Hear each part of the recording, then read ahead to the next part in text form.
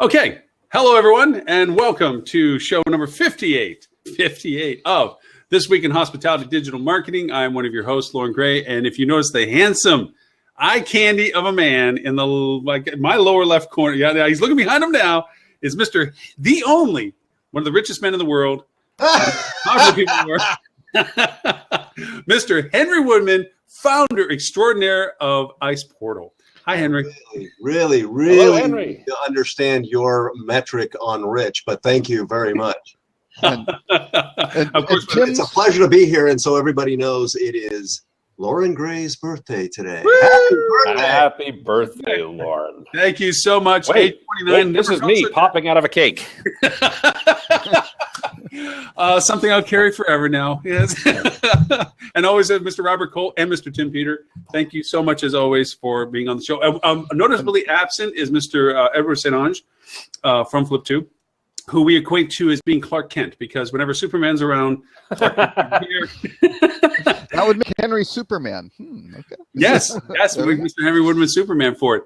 But as part of our normal repertoire of fun and bantam, we always have the privilege of having a great guest, and today is no exception. Actually, it's a highlight of this show to have Mr. Henry with us, because if anybody knows what's going on in the world of hospitality, rich photography, amazing things, cool stuff, technology, the list goes on, it's Mr. Henry Woodman. Wow. So, Henry, you have to follow. Yep. You have 25 minutes of whatever you have 25 minutes and more, if you want, of whatever you want to talk about in the universe. It could be whatever you want to talk about, afterlife. We can do that if you want to, or we can talk about whatever you would like to choose. I would love to know what happens in the afterlife. Let's assuming that there actually is an afterlife. So, we'll find out on November 9th. Oh, God. I thought we weren't going to talk about politics. No, I didn't make a claim as to who wins or who doesn't win. Simply, once this election is over, maybe life will resume again. I got to say, in Texas, I don't know whether you noticed it, Robert, but there's very little to no political ads going on TV. Right. Mainly because they don't really think Texas has one way or another to go, because it's so red. Right. But here in Florida, oh my God, it's a saturation city with persistent, consistent political ads. See, Henry's trying to be either out of the picture. I'm trying to get the backlight out of there. Sorry. I should close the blinds, but I'm too lazy to get up. Well, I was going to make sure you're also wearing something below the camera line. I want to make sure that this isn't Henry in office mode. Exactly. So he's not wearing a tutu. Okay, that's okay. Yeah, that's true. Yeah. I asked my daughter for a pink tutu, gents, but she only had black and white. Sorry. Oh, well. So, there's a story with that for the audience. Lauren borrowed it, and I never saw it again. That's right. And I keep that little red dress number, too. Tim, you're trying to bring this to a reasonable point. What would you like to ask, sir? I just want to ask Henry, Henry, what's going on? What's going on in your world? What do you see happening? What excites you, and maybe what keeps you up at night? Well, everything keeps me up at night. The dogs, my wife, my daughter. But from a business perspective, for those who don't know Ice Portal, we're very vanilla. We just do one thing. We help hoteliers distribute photos. And the world has really gotten caught up, if you will, because photos, let's be honest, people are lazy. They don't want to read. And internet speeds are fast, so show me pretty pictures, inspire me, and tell me how much. Mm-hmm. So pictures have become more and more important, and really the latest and greatest that we're seeing is the request for better context in photos, which is to say, all right, I got a couple of shots of the pool. What do I show the honeymoon couple? Well, probably not the kids splashing in the pool. Mm-hmm. Maybe the couple having drinks at the bar at sunset. That might be more appropriate. So the question then is, how do you tag the images with contextual information, if you will? And that's where it's heading. We do that already, but it's a matter of distributing it back and saying how to organize certain galleries for certain personas. Lauren, of course, will have the luxury suites, and they'll show them the presidential suite, and I'll get the economy room. So that way you'll know what to send who, right? And he'll have the birthday celebration, the whole conference facilities, and Yeah, sure. And I nice- usually use the ice machine on the ground floor by the steam pressure machine. So Henry, in your extensive research for most hotels, do you find that the honeymooners, what angle of the photo of the exterior porte cochere do the honeymooners really like compared to the business travelers? I don't do that kind of research. I just ask Lauren. You know?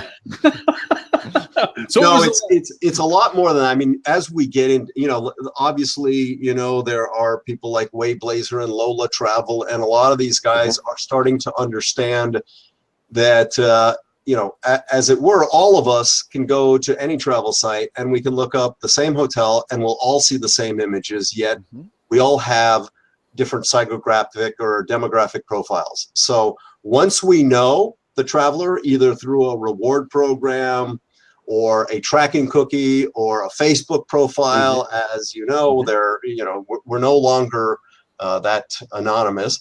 What are you going to show them?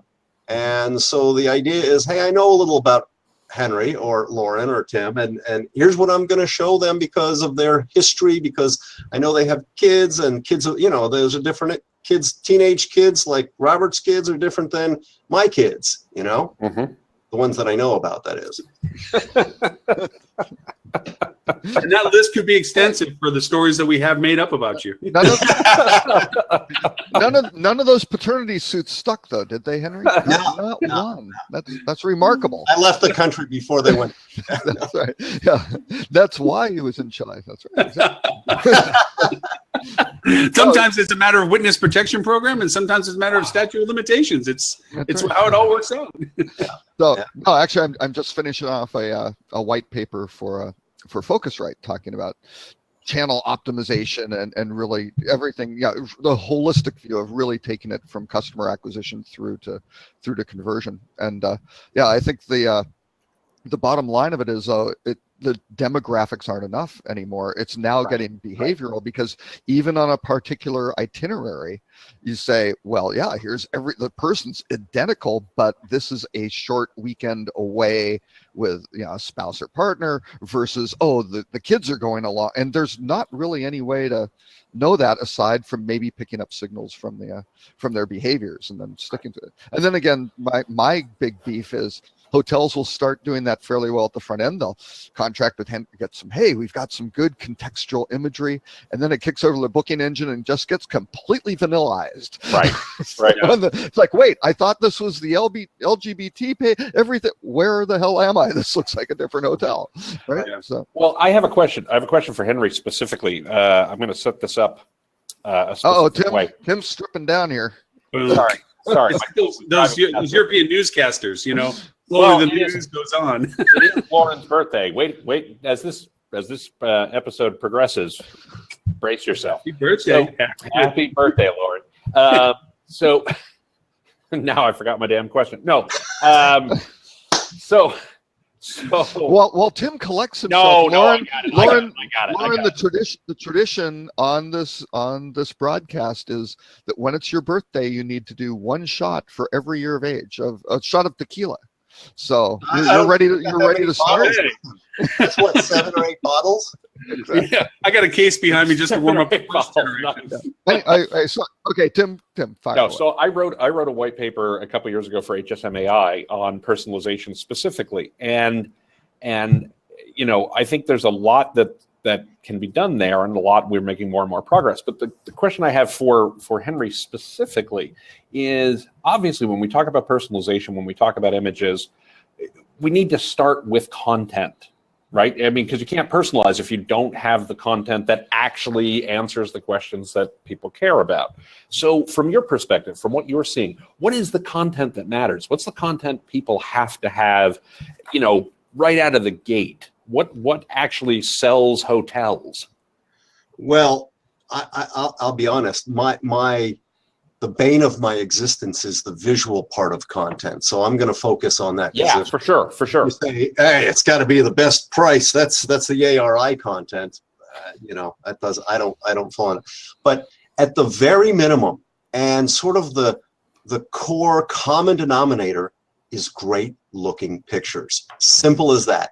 There are hoteliers that look at it and say, oh, I can't be bothered. My God, there are iPhones, for God's sakes, that are shooting high definition photos. Now, granted, you got to make it look nice with proper angles and lighting. You might want to spend a couple of bucks and hire a photographer, but the value, and it's not just me saying, it's all of the studies and the conversion rates, the value of good looking visuals to improve your conversion and your booking cannot be understated. Better pictures, bigger pictures, more of them, simple as this, higher conversion of bookings and higher ADR. Simple as that. Are there shots that you have to have versus the shots? Because I mean, Robert made the porte cochere joke a little while ago because we talk about it all the time. I mean, you know, we've seen more photos of, you know, entryways, front doors with hotels when, you know, I think it's our belief, and I suspect you're going to feel the same way, that nobody really cares about that. What are the pictures that customers care about? I think primarily is, where on earth am I going to lay my head? Show me the bedroom. Mm-hmm. And as you probably know, more and more of the major travel sites are requesting more than one image of that particular room type. So they want 3 or 4 images at minimum of a specific room type. Show me the room, the amenities, the bed, the view, show me the bathroom, things like that. So if I'm going to pay to stay in the room, man, show me what that room has to offer me, right? Okay. Now, some people don't get that. And especially the littlest thing is like, wow, for another 20 bucks, I could have a suite, or I can get an upsell room. Mm-hmm. Give me a picture of that. And don't just say, here's what it's got another 20 square meters and it has a Bose stereo system. Nice. Okay. I don't care. I need to see a picture. And that's what so I think more than anything, the rooms, and then the other common areas where people would frequent. Where am I going to eat? And show me a little bit about the location. I mean, am I across from a horrible garbage dump or something? Or is it right? So I think that kind of transparency, because if you are across from a garbage dump and you don't clearly, you know, you're not going to clearly say it, but you don't want to hide it, because then everybody starts to review and says, you know, that was horrible. And all the Henry, as marketers, we then focus on the recycling angle and how green the hotel, and really to make sure that you are not expending a lot of fuel. No. I believe the refuge from the hotel to the dump, so that proximity is actually saving. Plus, you can upsell the view of the plastics versus the view of the paper. There you go. This is why they pay you guys the big bucks. I think we need to go the way of the Starwood, and we have to do the vanilla cinnamon thing and say that our hotel has its own unique, relaxing scent that wafts its way from across the street. It's organic. It's organic. It was just an example, guys. You don't have to take it all. It's just probably a poor example. Now, I could have said something else that would have gone further in the toilet, but I won't. Speaking of which, do people like pictures of the toilet? No. Further proof that 3 of us can sell any hotel. We got a deal for you. We have a unique selling proposition. Yes. Absolutely. You got to remember, sometimes it's not the hotel; it's what's around it that really sells it.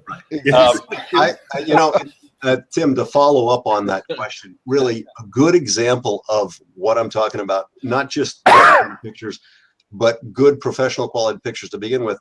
It is no secret that Airbnb started and got very little traction. Then they went out, spent the money, and shot pictures of those first properties themselves. Yeah. And it changed the course of that business to become now a multi-billion-dollar business. Now, why? Because people wouldn't listen. If I go to a Starwood, to Lauren's point, I kind of know what I'm going to get. If I go to, Robert's Resort or Robert's house, I'd like to see some pretty good, compelling pictures. Right. You don't like the background? It's very yeah. But the point is that changed the course. Tim has a similar sense of style to me. You can see with the whole background. It's great. That changed the course of a business, because they went out and spent extra money to say, look, I'll absorb the cost. I'm just going to go out and shoot your property. And it changed everything. It changed the conversion. It changed the business. Well, and it's funny. Mid-90s Expedia did the exact same thing. And it was also unique content that nobody else had. And they spent a fortune sending out videographers, photographers, and actually drawing maps too. Those were the really big. That was PRX. Yeah, they did a phenomenal job. I actually quote Robert all the time. This actually came from Robert. You were interviewed somewhere. I don't recall where, but you were interviewed somewhere, and you talked about talking to an Expedia market manager or somebody along those lines who said, "Pretty pictures sell hotels." Oh, and I use that quote all the time. Actually, the contact was higher than that. It was a CIO. There it is. Who basically said, we were talking, I was writing a paper on big data, right? It was a couple of years ago for Focusrite. And so I'm interviewing all these guys, and he said, look, he made 2 points. He said, number one, anybody who says their big data operation is getting to answers, he goes, that's not true. We're learning what questions to ask right now. Right. He goes, number two, the only thing we know for sure is that pretty pictures sell hotels. Those are two things. That's all they know. That's right. So Henry, I have another question for you. When we talk about pictures and like one of the long-standing debates, I'm just curious if you have a point of view on this or data or anything, pictures of hotels, people in them or not so much, or have you seen things change? Jeez, I got to be honest with you. I'm somewhat of a fan of not having people in them, with the exception of some very young, attractive women. That's another story, but that's my personal take on this. No, to be honest with you, generally speaking, I'm not interested in seeing, sort of a contrived, hey, look how much fun this family or this couple's having. Now, I don't think that everyone shares my opinion. There are others that think that helps, when I'm looking at this is how I want my vacation or my travel to that hotel to be. And I don't know that there's a lot of difference in the conversion, or at least I don't know of studies or haven't read anything that says pictures with people do better than pictures without. That would be an excellent study for Ice Portal to conduct. So I will tell you, I actually have A/B tested this, and it's. I was curious if you had broader sets of data, because I've done this for a handful of hotels, so I would not say this is true across the board. And it seems to depend somewhat on the property. Some properties people work well, some properties people don't work well. But I was just curious if there was a rule of thumb that you'd seen, because I haven't personally. Is there a type of property that it does and a type that it doesn't when in that study? I wouldn't call this a hardcore study. It was more A/B testing within specific properties. Seems to work better. This is a very rough generalization based on about 4 data points. So let's be really fair. I don't know that I would call this a statistically significant sample. Higher end product, 4-star, upper upscale, things along those lines, upscale, people seem to do better. Mid-scale economy doesn't, at least in this limited data that I've seen, doesn't seem to be effective. But, your mileage may vary, probably more of a testable theory than this is absolutely true. I think one aspect is, there are so many different points to control, but it's the context of that photo. What are the people? Is it one of these contrived settings with, the models where it's just like that just looks completely, or is it something where it's really, I think it's really good and it looks like, wow, those guys are having a blast at the pool. That looks great. Sort of thing. And there may be relevance in context, because I'd rather see, and it doesn't have to be a young, attractive female. I'd rather see somebody in a massage room getting a massage than see a massage room with an empty table. Right. So there's some sort of context, if you will. And if I see a bed, that's nice. If I see a bed with somebody putting a chocolate on the pillow or something to that nature, I can see how that would add to the service element of it. So what you're saying with the suggestion of the attractive woman, that you wouldn't want sort of a middle-ish sort of aged guy getting a massage just because that you couldn't extend yourself into that. Are you bringing this up because it's my birthday? Are you bringing this up because it's my birthday? I didn't say. By the way, Lauren, this is a bit of a surprise. I hate to spoil it, but we actually all chipped in and bought you a massage for your birthday. Unfortunately, you do have to pose for pictures while it's being taken. Well, you remember that Donald Trump poster, that the statue they put out in Times Square or wherever they put it? I'm just thinking that it's going to be a bad simulation. But Lauren, we have people that can Photoshop here, so don't you worry. There's some things that just cannot be Photoshopped. Anything can be Photoshopped. Yeah. Holly brought up something good. Yeah. Yeah. And this, the inspiration of this conversation goes back to when Ed was showing off one of his hotels of the motorcycle hotel, the one that's over in Milwaukee. Milwaukee. Yep. Yeah. And what he was pointing out was the pictures that they were using had specific models in it that were indicative of the demographics that the hotel was trying to inspire. And they had blended several different types. And I agree with both sides of the conversation on this, that in certain settings like bars or social engagement areas, I think you would want some sort of visual activity of people, but you would want them kind of to the demographics that people would relate to that you're looking for. Albeit in some circumstances, especially to Tim's point, there's just functionality pictures that here's our meeting room. It doesn't have to be full of people. It has to be a meeting room, and it's configured in a way that you find most optimum.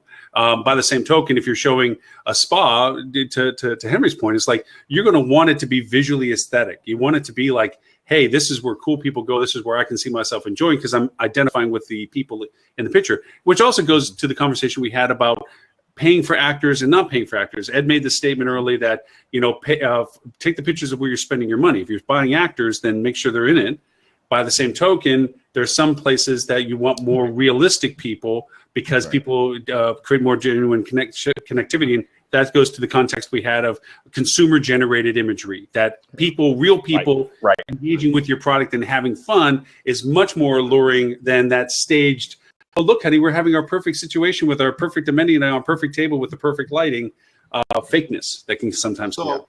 Back in the day when I used to produce a lot of content and videos and stuff, we would prefer to hire or use the guests and say, look, come, we'll buy you lunch, we'll buy you a bottle of champagne, whatever it is, let's put you in a setting. But to the point earlier of adding more context to visuals, the question then lies is, all right, so if I've got different settings, do I want to get different ethnicities and ages in? Probably, because if I can relate to a certain type of age group and not another, I'm not a millennial, and then you're showing me pictures of a bunch of kids having fun, not that interested, right? But then again, I don't want, senior citizens like Lauren in the picture either.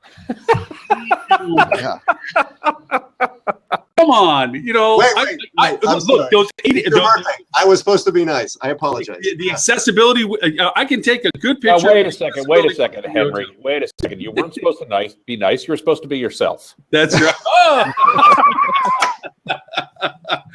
The show where we're not nice.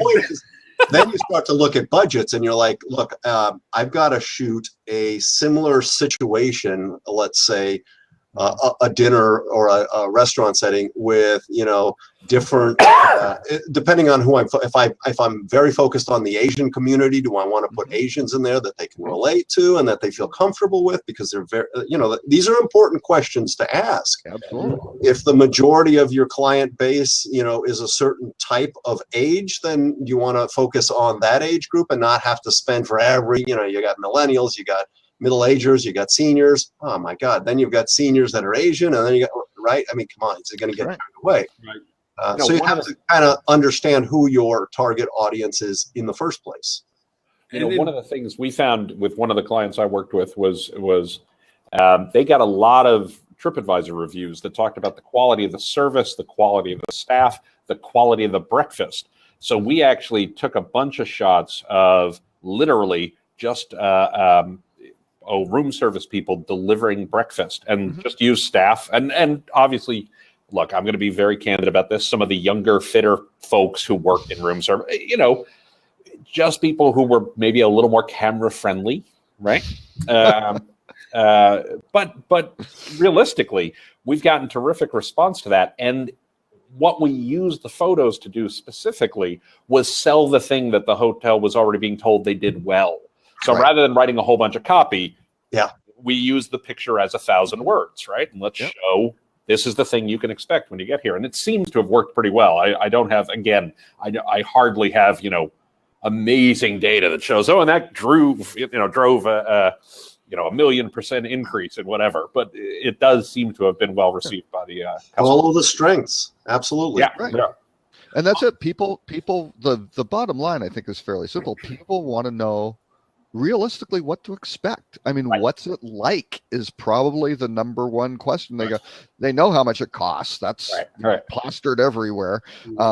They might be able to figure out the location of seeing it plotted on a map. And it's like, they got to figure out the value equation and how to, obviously social proof, things like that, reviews, all sorts of things help. But to be able to really see both nicely produced photos where the hotels and you see how TripAdvisor's they can say professional photos and then the user photos. And it's, the professional ones are generally a little too overproduced, a little too clean. And the user ones probably could use a little sprucing up. Right. Well, the challenge with, and TripAdvisor even admits this, is they're saying, the user photos are nice, but if I get to a property, especially a significant property, and there's 798 pictures of, guys with their girlfriend on the balcony drinking, and 27 pictures of a bathtub. I don't care. Right. Well, not to get all behavioral statistics and everything, but people, they stereotype themselves as much as they stereotype people. We do it in human nature, and there's some hotels, like I'm thinking about the QT hotels down in Australia. It's meant to be for the super sexy, chic people. And even the people that meet you at the door are prettier than people that will talk to you any day of your life. The only reason why they're talking to you is because you're going to stay as a guest. If not, they wouldn't give you the time of day. Those kind of people. Mm-hmm. And you just don't fit. If you're going there, you don't feel comfortable. By the same token, you don't go to a place that you don't feel like you can be a part of the environment but you can saturate too many pictures. Like you're saying, Henry, it's like, if every picture is about a wedding or if every picture is about kids at the pool and I don't have kids, I've just now taken myself out of that picture. Right. And I'm not going to go to the property, even though that may not be their feature, but they allowed that content to be overwhelming, and it now defines the perspective that people have of the hotel. So, yeah. Holly wants to – I'm sorry, go ahead. I just had one other quick question. Henry, from your perspective, what's the big mistake that you see people make? Or are there mistakes that you consistently see that, hotels should stop doing? In a very short answer, shitty pictures. That's it, folks. Shitty pictures. That's it.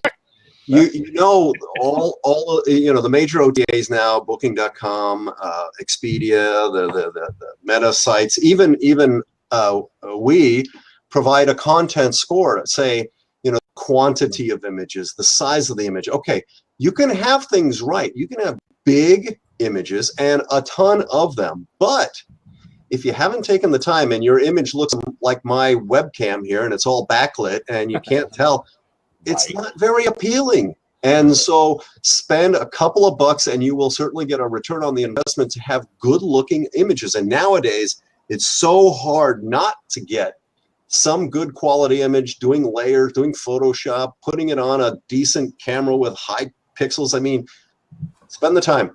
It's hugely important. Not so much you got to have them big, but if you have good looking images, you should have them so they can go full screen. They're very, very important. But make them pretty. Make them pretty. Yeah. We did a project years ago when I was at what was then Cendant, where we called it The Big Picture, where we actually helped fund going out and taking photos of all of our hotels and the like. And we had 6,000 plus hotels at the time, 6,500, something like that. And across the board, it was interesting because it took us a while to scale it across the country, right? Just because of the number of properties we had to shoot. And so we were seeing photos come online market by market. And we could easily see in the markets that we had bigger photos, better photos, et cetera, conversion rate went up, period. With one exception, I think the statute of limitations has passed long enough ago that I could tell this story. One of our brands, a very, very, very, very, very economy brand, Nights Inn, no longer exists. The brand, the brand was retired. Was the only place where the better photos actually resulted in worse conversion rate. because the product itself, people were getting a really good look at it then. You don't want to use high def. They won the race to the bottom. Yeah. And then we suddenly realized maybe the grainy photos actually worked to our advantage here. But other than that, everybody else, the better quality photos, the bigger photos, absolutely boosted conversion rates. So. Well, if anybody knows you about had a question. No, if anybody knows about limitations and statute of limitations and things, Henry does. So he can tell you whether Happy birthday, Lauren. Yeah. Okay, Holly has a question. Henry, Actually, when did you get out on parole, Henry? That's the question. So, well, he still has that ankle thing we had on. no idea you were available. He still has the ankle thing on, but it's okay. Okay, Holly, she wants to know, she don't know if she missed it or not. She would love it if you describe a little bit of Ice Portal. She's not that familiar with it. I know, Henry, when I first asked you to join the show, you're like, hey, look, I'm not here to talk about Ice Portal per se. You know, I'm not here sales pitching, and we appreciate it all. But by the same token, all of us will agree Ice Portal is amazingly cool. You've done some absolutely awesome stuff with it over the years and everything, but not many people really are that familiar with you. So if like I said, Holly just asked, if you can give a kind of a good recap of what you've been doing and what does it do? Thanks, Lauren, for that plug. This is for you, by the way. Woo! Oh, wait, you said 50, dude. 50. You saw that? Yeah. Holly wrote it. Look to the right. Holly really asked, what exactly does Ice Portal? Holly, thank you very much. It's very simple. Ice Portal helps hotels manage and deliver their visuals. So in a sense, we help collect, size, categorize, translate, tag, do content scores, image tracking for images.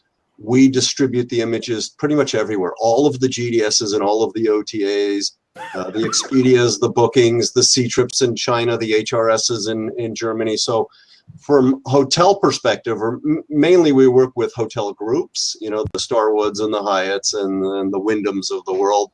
And they give us their images and we make sure they get distributed everywhere. So the hotels know that their photos are of good quality because we give them content scores, that they're fresh and accurate and well represented, that the room types and the room type codes are distributed as well, that the tags on the various OTAs are also, if they tag it in our system, we call it precise.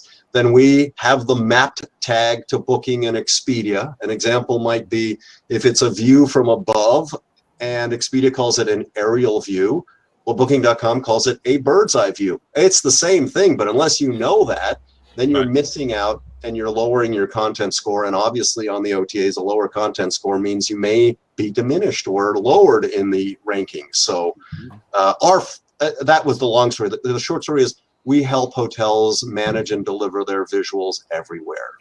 Now, Henry, I have a question for you. When you talk about visuals, and I hope the answer to this isn't just no.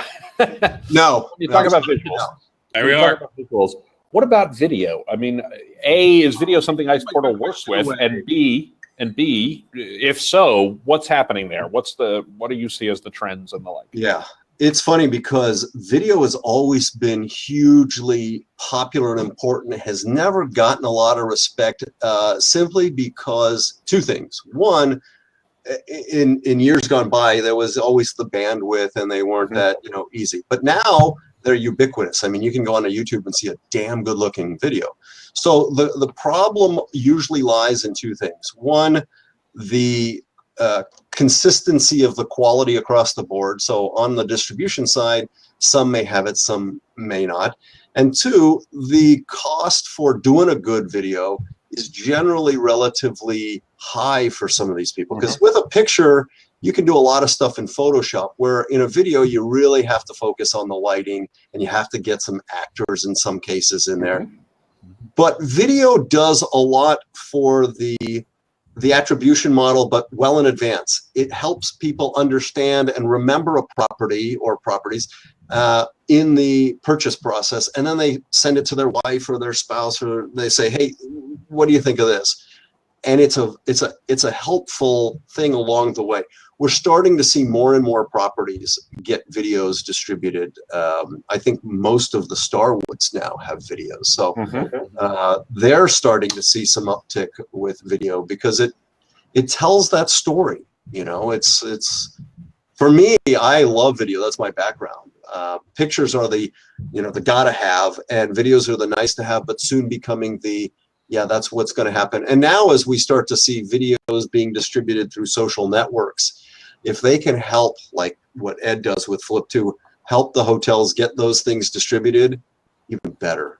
Right? Well, Thursday Night Football last night was on. You're echoing. I'm getting echo. But Thursday Night Football was streamed on Twitter. Yeah. Right? So Periscope, baby. Yeah. Hey, the one thing about that, not that this is relevant to hotels, but I was actually on Twitter. I wasn't watching the game last night. I was at a meeting. I was at an association meeting and kept checking Twitter periodically. And apparently people were complaining because there was about a 28-second delay between the Twitter video and the actual video. So, of course, people who were watching on Twitter would see everybody blowing up with text saying, I can't believe that play happened. And then 30 seconds later, actually see the play. It's like watching football on the moon or something. The lag. Right?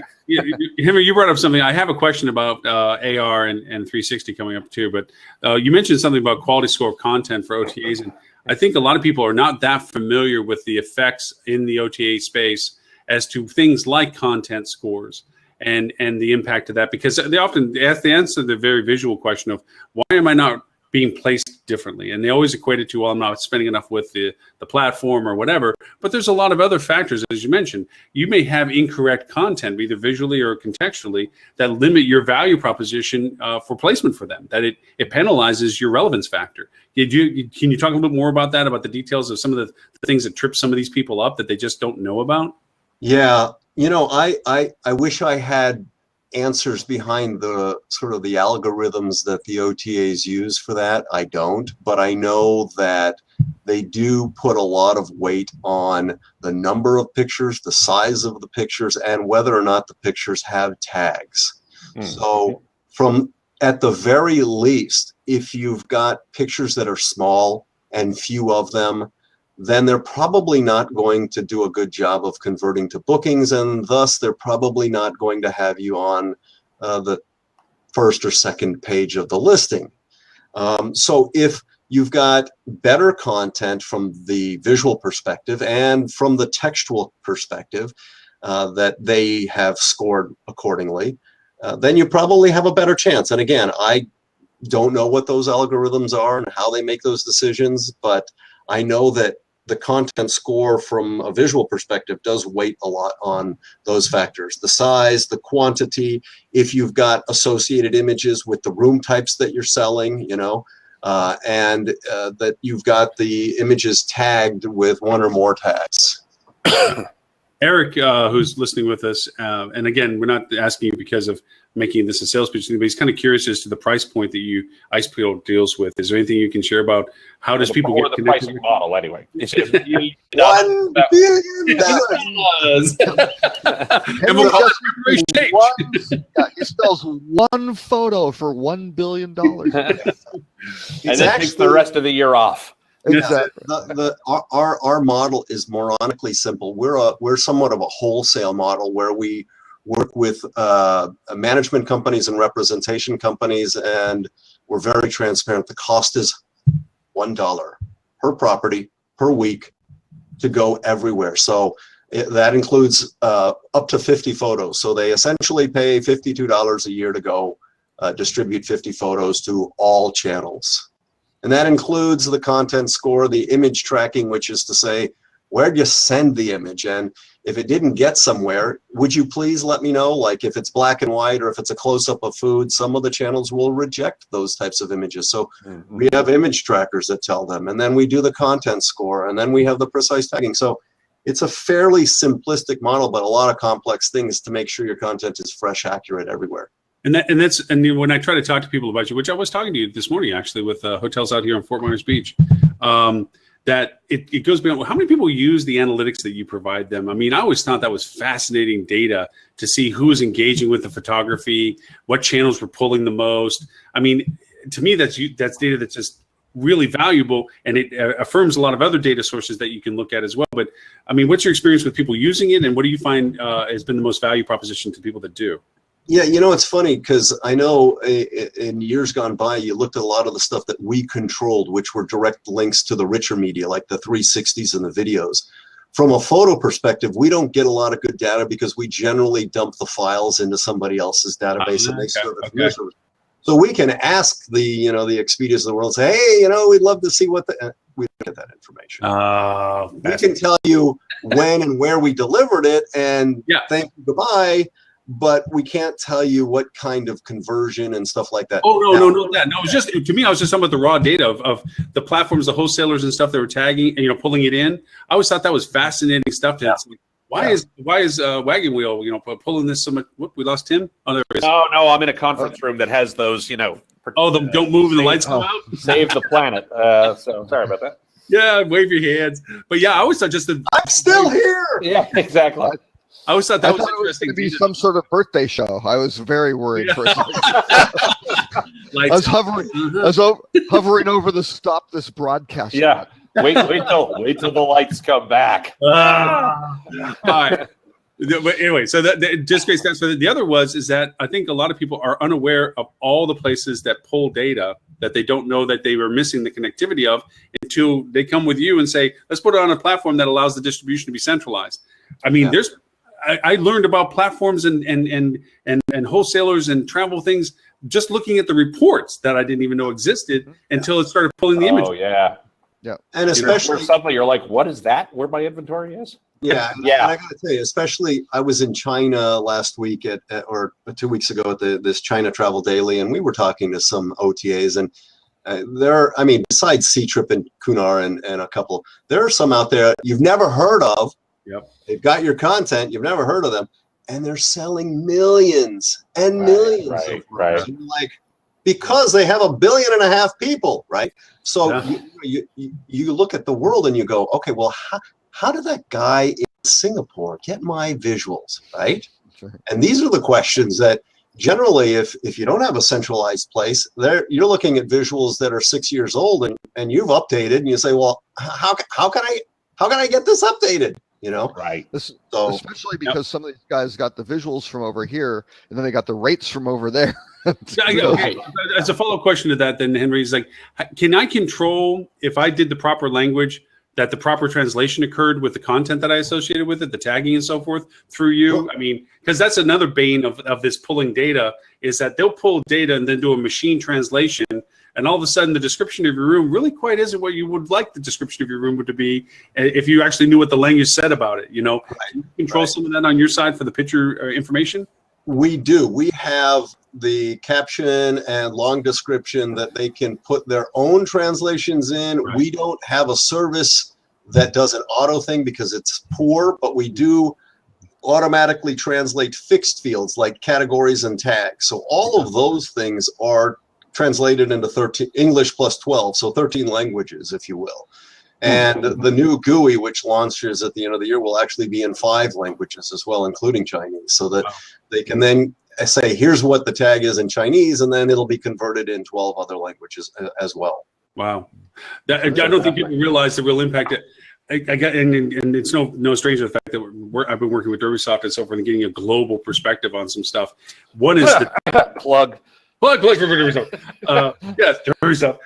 Is the fact that there's so many platforms. To your point, there's metasearch platforms that are in Singapore that are just for Singapore. That like what the hell, and if you're with the emerging Chinese market, middle class market that's coming out there. Does a hotel in Miami get in front of a Singaporean travel person on a localized meta search with relevant pictures and content that is translated correctly? I mean, you need those channels like yours that say we'll get the right imagery and the right metrics and the right identifiers in front of them because it's being fed that way. It's sure. I don't think we realize the real value that represents. Yeah, man, that's another $20. Thanks, Lauren. I'm going for the 50s, man. I'm on to Jackson's. You're up to, It's his birthday, Henry. It's his birthday. Come on. Yeah. He's looking for a little generosity. That's right. I'm looking for that. I've got another question for Henry. Though. With mobile, obviously speed is very important, right? So how do you kind of look at that trade-off between, hey, lots of images and higher quality images and that sort of thing versus this is starting to, bog down? Well, let me be honest. we know that you got to have a mobile presence, right? And so we also deliver the images to our OTAs in smaller sizes, but generally speaking, you'd be surprised. They all ask for the biggest size we have, and they'll size everything for mobile.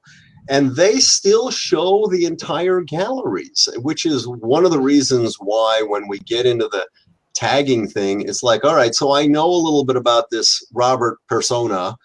I got 100 images. He doesn't want to see 100 images. He's going for, the family thing. So let's not show him the romance stuff. Let's not show him the conference rooms. And so now you're limited down to looking at 20 or 25 pictures, right? And that's where it's going, is so once you know context, you can know what to deliver that's appropriate, right? Yeah. Well, and another thing just on the big data, which I thought was interesting, again, what the OTAs are getting to is, even if they don't know anything about the people, right? They just, boom, comes in, it's an IP address. They know it's a browser, and that's about it. That they're keeping track of those stats and figuring out that, oh, if you're located in Des Moines, Iowa, then you should, during a certain time of the year or a time of day or season, whatever it may be, weekday, weekend, that, oh, here's the travel guide that should be at the bottom. This is the images, because that's got the highest likelihood of conversion. So they're taking it from the what convert at the end and then going back up the funnel to figure out what should we even say when we don't know stuff about people, right? Well, let's be honest. So let's just assume that you know very little, but you know that I'm looking for a hotel in Florida and I'm in Milwaukee, and it's January and it's really cold. You might want to show me a more, like sun and beach and warm weather stuff. Whereas if I'm at Lauren in the west coast of Florida and I'm looking for a hotel on the East Coast, he's already in the sun and fun. You don't have to go so heavy on the sun and fun. Yeah. All true. So now when it comes to that and going to the feeds that Facebook is being voracious about stuff. So too is Google, obviously. But as you're tagging and identifying the images, is that being used to create more dynamic feed for, just like you're saying, I don't need a wintry picture. I need a sunny picture. I need a young couple, not a family picture. I mean, is that being used that way right now, or is it getting that way? Where's it going? I'm going to say it's getting that way. There's sort of the chicken and egg. You can only use it if it's well tagged, and it's only going to be well tagged if there's a use for it, right? And so people are asking, and we're sort of kicking the hoteliers to say, hey, start to do this. Now, we had a group of about 2,000 hotels that did it. When we imported their images with the new tags to Booking, their content score on average across the board increased 28 points. That's huge. Wow. With just adding the tags. So, putting context and saying, what is this, right? Helps a lot. And as, and these OTAs, they're smart. As they start to figure out what to show to who, they're going to want that. I always talk to these guys and they say, Henry, when we know about them, we can show them a certain thing and give them certain content. I'm like, well, how do you know which pictures you got 4 pictures of the pool. How do you know which one to show? Right. And then there's that, well, the one with the couple, obviously. Well, how do you know which one's the one of the couple? A computer has to have a tag that says there's a couple, pool, sunset, time of day, the city, age. Oh, they're a millennial couple. Okay, so now I know what I can show if I have choice. And then I write my algorithm, I do my A/B testing, I decide, hey, that really worked. Let's try more of this, and then do more A/B testing, and you get the idea. Yeah, and you start getting more signals to, hey, are these guys foodies or no, these are really wine aficionados or whatever. So they may have the same demographic with just different interests. You add to a conversation that I think all three of us have persistently with clients is they always want that. It used to be for a while, you did one thing that year and it was the magic silver bullet, and it's your marketing strategy. And those days are gone. They've been gone for a while. And now it's a matter of going over and saying, well, what you need to do, instead of just dumping photos and checking a box saying, yeah, I have photos being serviced out by the ICE portal, is going into the system and saying, now let me go through these photos and really tag all the variables like a news agency does with their video. The people wonder, how come video so quickly? Well, because they tagged it so extensively that when they need to look for something, they have it categorized at least on something about it. And for them to do that with you, because as you say, it's going that way. Eventually, with this dynamic content pulling and all these things and building content in front of the user experience, those images are going to have those identifiers to say, wait a minute, this guy's coming into the website looking for a romantic getaway, let's pull those romantic pictures down and start slapping them in front of them, you know, and they're going to need to be tagged. And that's you said 20% lift just from tagging. It's like, holy crap. How many people in hotels would love just to have that lift in a partial level? You know, that's well, and if you have a nice photo gallery on the front page, if you have the content, it's not that difficult to start tailoring that and say, here are the signals I have. And yes, we're going to, you know, there's 7 photos are going to cycle through, but it's going to be a unique 7 photos that tie to these various signals that fit that persona. If I don't know who they are, or my gosh, they're a frequent guest, I've got a bunch of information on these guys and I know what they order for room service. Right. They always go with the same type of room. Don't show them a lot of the other stuff for lower rooms. And to Lauren's point, it may not just be what to show. Hey, give me all the romance pictures. It's also what not to show. Right. Don't show me the kid pictures. Don't show me the kids club and the conference facilities. Right. Yeah. And that goes also to that people are tired of always seeing the best room with the best view as the only room picture you offer. They know they're not getting that room. Right. You know, I know what. Yeah. But show me the dump view. I want to see the dump view. Exactly. Yeah. The heavily scented personalization room that faces the man-made landfill. Okay, so I got a question about the 360 video stuff and AR. I mean, Pokemon, we had a little fun talking about it when it popped into the scene and made everybody a lot of money. But you know, it did bring a kind of an acceptance to AR that wasn't there before. And then the other is 360 videos. I'm an advocate of using them, but using them in a way that's specific. But I'd love to see what your thoughts are on both of those. I love it. Honest to God, I am such a geek with those things that I like the use of getting that experience all around. I mean, we did virtual tours a decade ago when we started and shooting properties in Cancun, and many of the managers called me and said, this is the first time I get people coming in. I saw that there was the jacuzzi tub in the room, and that's why I picked your hotel. So showing the room and the view, and I don't see that over here is a jacuzzi tub was a big seller.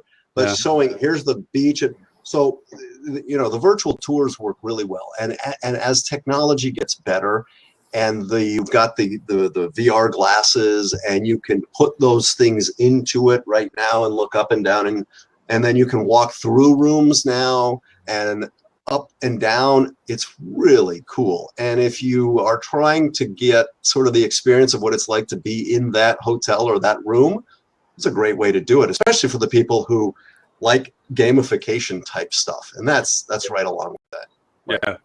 Yeah. You know what? I want to be the first to say that the person that turned me on to drone was Mr. Henry Woodman, who back in the day before anybody ever knew what they were, spent a ridiculous amount of money on a drone out of Canada that he had to go get pilot training for. And I don't know, did you fail the background check because the feds wouldn't let you fly? I forget what the detail was. The detail was that we crashed it on the second flight we ever did. Basically, we got out of that business right away. Excellent. Oh, but I remember you had the 30. Okay, give me that $20 back. But seriously, you had that vision way back then, and now it's almost common practice. I mean, the Jackie Gleason shot over the water, the run out of the balcony, and all this other stuff.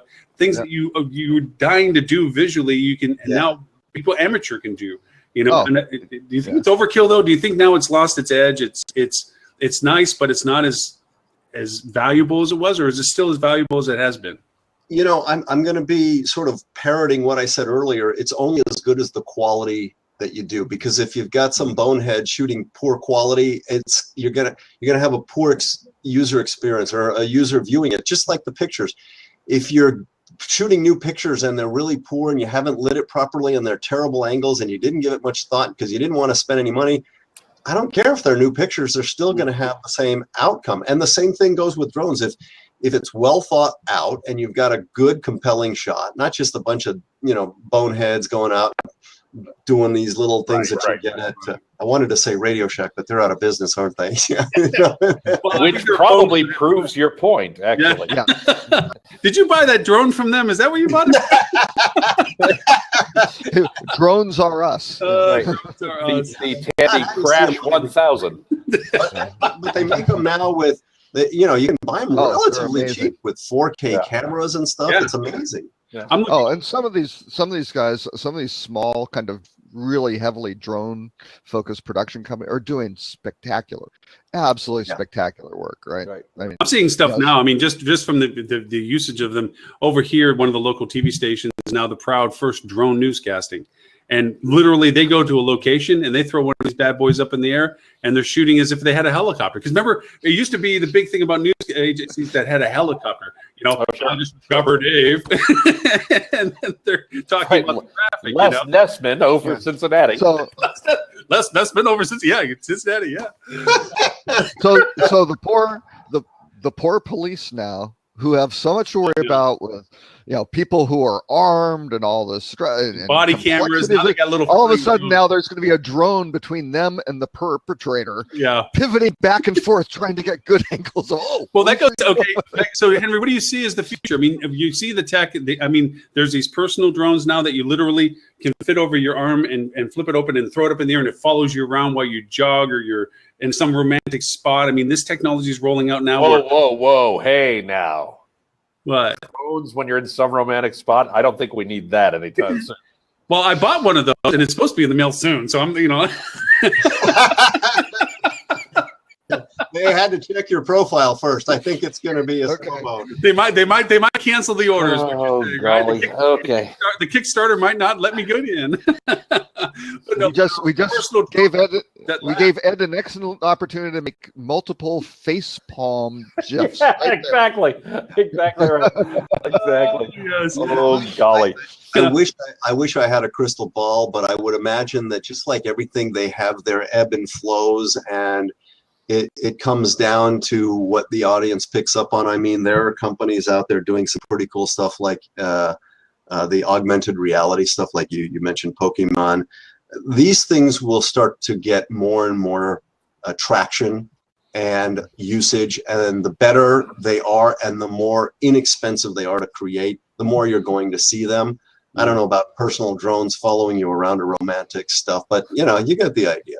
But that goes into things that Ed and Flip2 might do, is like, hey, listen, I check into a hotel, have your personal drone, document it, and post it on your social site. Okay, why not? Right? There are people that would do that. Mm-hmm. Yeah. Well, I think before we get to that end, I still think that there are great opportunities, because it doesn't matter if you're in Arlington, Texas, and you're the Courtyard or whatever, and you're located you're near to Jerry World, right? The big AT&T Stadium for the Cowboys and everything. I mean, to have a little drone to just go, hey, here's our location, and all of a sudden you get kind of this panning shot and go, oh yeah, we're really close. That may be really useful for people to understand. Oh, wow, that's great. Yeah, we'll stay there. That's terrific. Look at how close it is. Mm-hmm. It's closer than the parking lots. I'm going to go. If it's useful, I think the key is if it's useful, right, and the utilities focusing on is it an experiential mode, right? Yeah, something that's really spectacularly beautiful or romantic or unique, or is it something where it's more, hey, we're in close proximity to that sort of stuff? I think still has a long runway for hotels to use that much more. Well, and I'll give you a real world example. One of the things I love talking about the future as much as anything, but there's one takeaway I'm getting, and I'm going to set up a straw man here, Henry. And if you disagree, please do. But I suspect you won't disagree. Disagree anyway, just for fun. No. No, everybody say no, Tim. Lauren talked about this before, and he's so right. Regularly, we have people come to us and say things like, what's the silver bullet? What's the silver bullet? What's the silver bullet? And I believe there is no silver bullet, right? It's execution. We are at a place now where digital has become sufficiently mature that execution matters. Having great photos matters. It tells a great story about your property. Having useful video or useful drone photography, if you're going to do that, matters. But it's not going to be a game changer if it isn't actually of value to the guest, if it doesn't actually help them experience what they would experience anyway in a better way. Otherwise, it's gimmicky, but it's not actually going to gain you anything. So it's going to be right for some properties, but it's going to be useless for other properties because it doesn't meet the needs of their guest. But everybody needs really good photos and really well tagged photos and really, effective content that answers the guest question. I mean, do you Would you agree with that, or are you like, no, Tim, you're off the reservation, you're crazy, this gimmick works? I hate to go against Robert's request, but I tend to agree with you wholeheartedly. You're only as good as what people the perception reality thing is there. So if you can get them the perception of, this is a great property, and it is, and they go, and then they tell everybody, you win. Right. I can give you examples of people say, yeah, I really want to keep my best content, these beautiful videos on my site. So when they come here, well, if they're not out there looking at it and finding it on a meta search or an Expedia or one of these, Google searches, then you may have lost that opportunity. Why would you not want to distribute your best stuff everywhere, like the videos? Right. And I have these conversations all the time because, well, I want to have the best here, but they may never get there unless they've seen it somewhere else. We have the attention span of gnats now. So, if it doesn't grab their attention, it's not of interest, next. Yeah. But you just made me think of something, and I'm gonna give this away. I'll give this away for free because I don't think it's going to be appropriate for everybody. I have a client. I talk about them all the time down in Charleston, South Carolina. They have 4 hotels. One of the 4 hotels has this beautiful cupola view. You can go up into up into like the Widow's Walk and have this fantastic view of the city of Charleston from the cupola. And that would be a place where the drone could be really effective to fly up and see see people standing out there. But it wouldn't work for their other 3 properties that don't actually have this. That's why I think I can share this. Yeah. Because it's good for some properties if it makes sense, and this being one. And it's not going to be good for a bunch of properties where you're a city center hotel that's in a line of buildings in a city. Right. And their drone view maybe doesn't give you anything you're not going to get just by looking out the window, right? You got to know your property. You got to know your target audience. You have to have an understanding of what appeals to them. You're a golf resort using the drone to fly the golf course like somebody would see on the golf broadcast. That could be cool as hell. Or you have, even if you have a weird access sort of thing where people get lost coming. Fly the drone. You'll turn right here. Yeah. Right. Yeah. Well, to bring 2 core elements to this, and to bring Ed in, even though he's not here, Henry, you offer something on a platform level that I know from talking with people doing budgets right now, figuring out they're figuring, well, how much money to spend for rich media and pictures and so forth, and they almost over amplify the cost. Sometimes it really is that much, but as a prohibitive is if they're not going to do it because it's just going to cost them too much money. And no matter what common sense tells them that they need pictures and so forth, they don't create a pathway of actually doing it for the property. The property's stuck there going, I need pictures. I need rich media, and yet I don't have a place to put it. Even if I had it, I can't pay for it to get it. And yet you're saying here, it's like, look, take good pictures as best you can, but you can still take pictures. And guess what? You can load them up. I mean, there's 2 big inhibitors that properties are faced with. 1, accessing their ability to distribute it, and 2, creating it for themselves. And you're saying, look, create it, make it good enough that you'd be proud to have somebody see it rather than embarrassed. And load it up. Even if you don't have access to the company's Facebook page or the company's Instagram page or whatever, this content still has value, even if you loaded it up on your platform with them having access to it to be able to be put up. So at least it gets some traction. I mean, you're offering that as a solution process, really. And at the end of the day, you're giving them the platform of distribution. Yeah. I think your point on the creation and the cost is, it's almost, what's the cost of not doing it? I know that sounds pedantic and you've heard this before. What are you losing by not having the quality of your content? And listen, let's be honest. Not everyone can afford thousands of dollars for photographers and art directors and lighting, right? But there's good enough cameras out there and techniques, and we tell people, look, if you can't afford, that's fine. We're not the ones producing it, by the way, but if you do this, it'll help you. And here's some tips. If you're so into doing it yourself and you're an amateur photographer and you want to use your camera or even your iPhone or Android device, here's some things to consider. Time of day, the background, foreground, lighting, people, things like that, so that you can get a decent shot. And then hire some teenager who has Photoshop skills and say, clean this up. We've seen Well, and I was going to say, even for the content and the photography, I mean, there are universities, there are community colleges, there are high school who have either photojournalism or photography or video. They have a lot of classes in that, and you can talk to local teacher, professor, and say, hey, is somebody really good at this? I got this little project, and you can figure it out. I mean, just like you. Go ahead. Go ahead. No, go ahead. Go ahead. Just like you do with your link building, when you go to your local organization's affiliation, sometimes the entrance fee to get into working with them is, hey, here's a couple of comp nights, or support this, support that. If you go to, like you're saying, Robert, your college, they sometimes supply gear to their programs, and you can say, hey, look, I'll give you credit. I will refer to it. You can watermark it, whatever you feel is necessary, tag it correctly so that you get credit so that you can use that for your thesis or something. But grab some gear, come on over, take some shots for me or take some video. And, I'll give your thing a couple of room nights or something as a reward or whatever. You can do it that way if you want to. Tim, go ahead. No, I was basically going to say the same thing. Oh, yay, great minds think alike. Well, I follow along. I ran out of questions. I mean, other than world peace. Although the downside is, Lauren, you give them a couple room nights, and then the college kids trash your hotel. It costs $25,000 in damage and invite all their friends.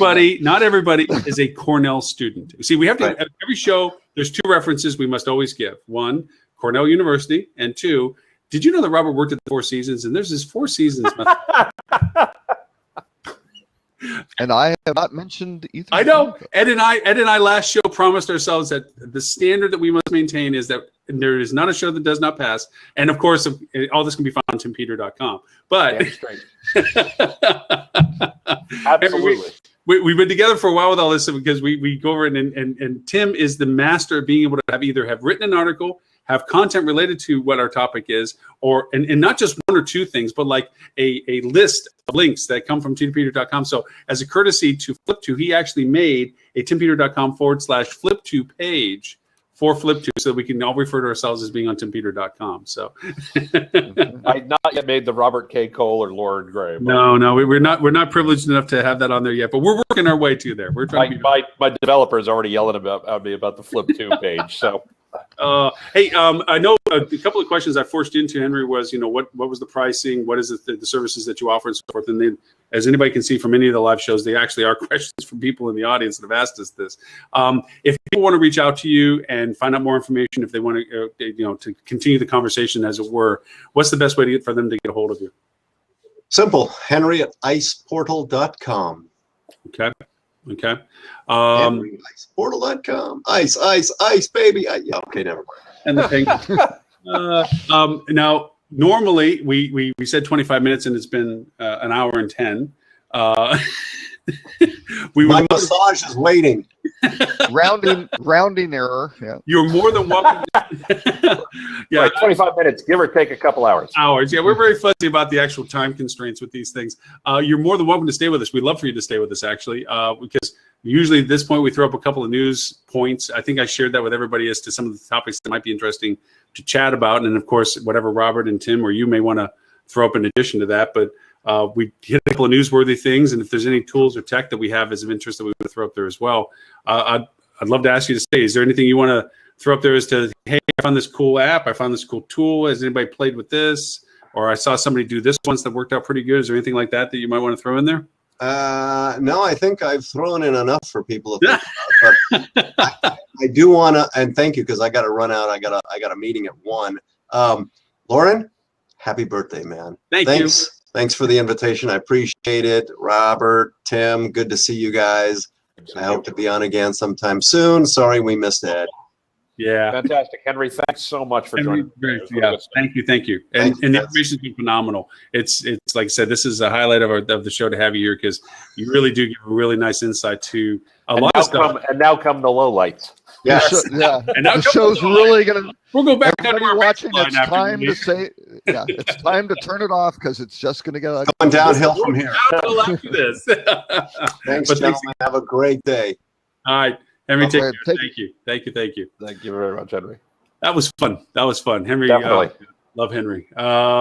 Anyway, so news items. I threw a couple items out. One thing I thought was interesting that kind of popped up in the middle of the week was Concord buying Hipmunk. Yeah. An interesting little twist to that. I want to throw that out there and see what you guys thought about all that. I think it's very smart. I mean, these guys they're putting together a nice little portfolio of interesting companies again because SAP's behind them. Certainly there's going to be a corporate focus, but when you see it, the things they've purchased, like Trit, right, and now Hipmunk, these are some of my favorite apps and tools in travel. I mean, Hipmunk's genius, and it's funny, I got into trouble with them because I said they weren't that innovative, which I don't really think they were, but they raised the level. I mean, they made two really, really brilliant decisions. Was taking the old ITA Gantt chart approach to laying out travel for air, and did two things. One was the agony score, right? That was my favorite part.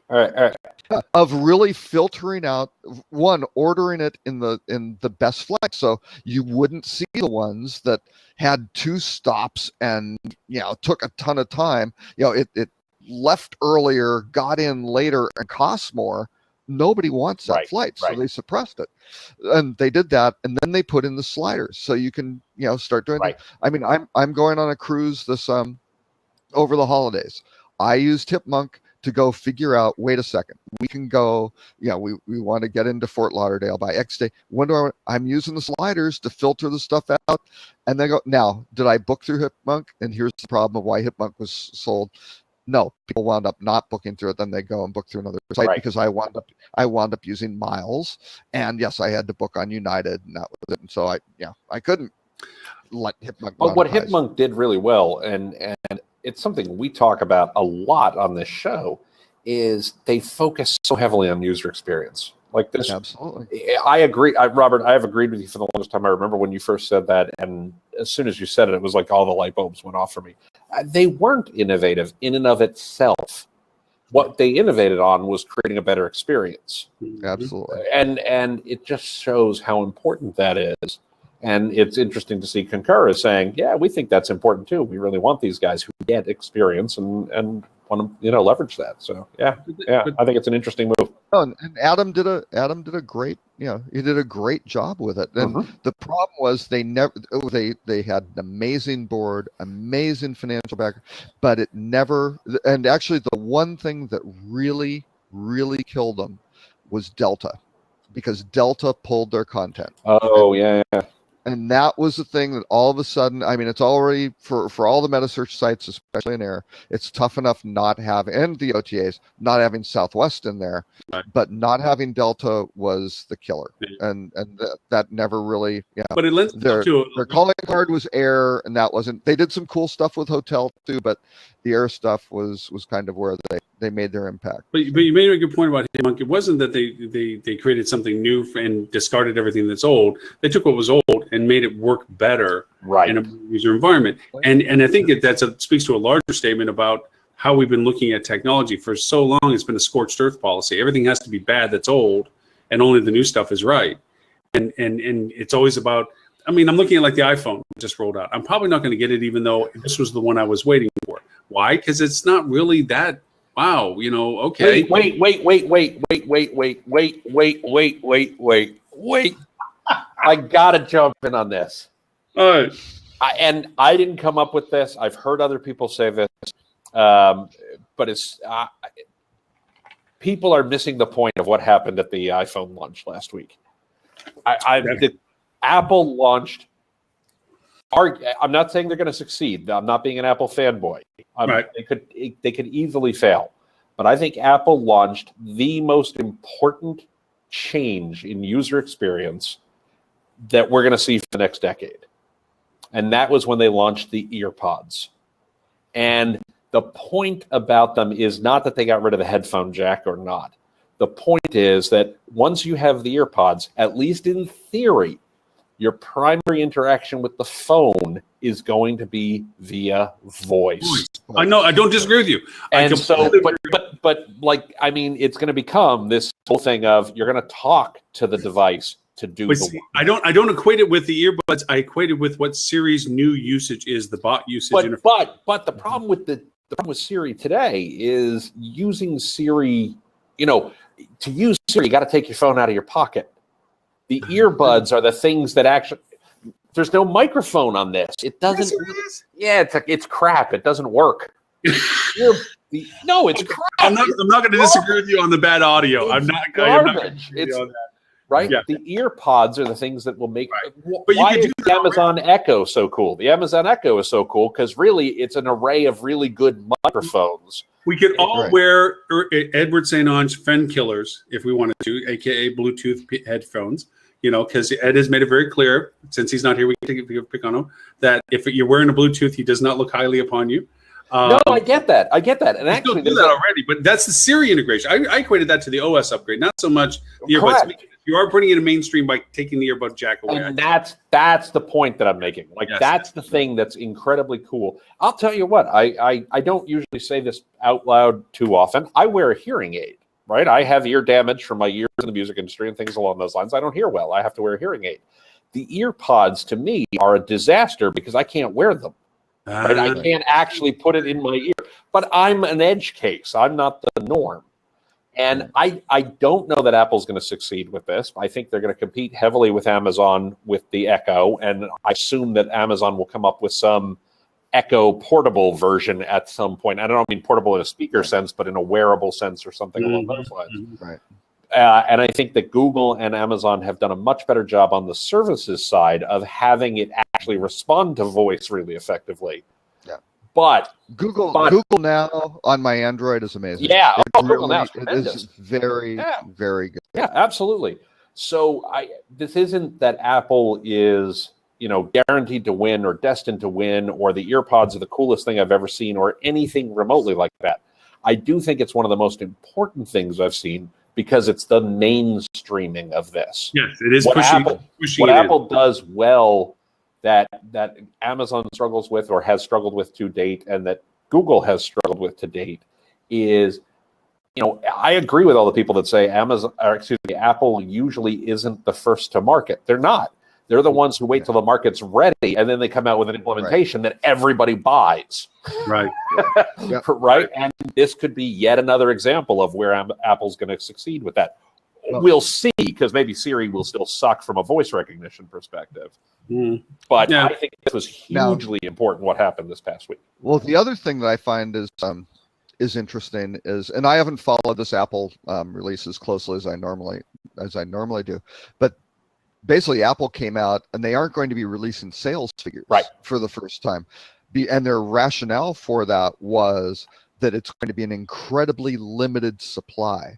So my question is this a strategic move on their part to kind of have this, scarcity, artificial scarcity to kind of get people, hey, they can't get, and do that, and then take the pressure off of not having to release things. And by the way, I not to go down this rabbit hole. And by the way, I just posted a link. I had a podcast this past week. I haven't posted a link in a couple weeks, but I posted. I had a podcast last week. Just this past week about this, if you want to listen to my thoughts on it a little more. But according to Sprint or T-Mobile or one of those guys, and maybe Verizon or AT&T, I can't remember, a couple of the carriers said that sales have been, up 2 to 3 times what they saw last year with the last release. So I don't think they're worried about sales pressure. No, maybe they are. I don't know. It's going to sell because it's a new. They got a bigger number this time. Yeah, right. Got a 7 instead of a 6. So boom, sure. Go ahead. And I was going to say, I think kind of one other thing too is that so the earbuds come out and they are built ergonomically the same as the earbuds that have been there before, minus sans the cable. Now that's not Beats. Those aren't Beats. But do you know who the number one seller of Bluetooth headsets is in the world? Beats Audio. There you go. So I think that's like an hour from now. Because I think what this is okay. You took the jack away, so they had to have an immediate answer to that, and they have these super cool $150 earbuds that are just Apple but without the cable. But what's really being built is, we just sucked up Beats. They're in part of the Apple culture now. We need them to build the next, what really is the value proposition of wireless connectivity. And beats whatever they're going to be thing.